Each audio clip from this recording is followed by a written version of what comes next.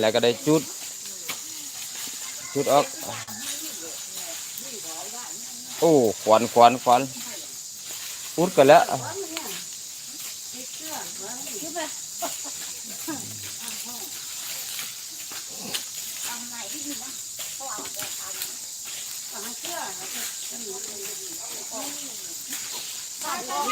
อย่าสู้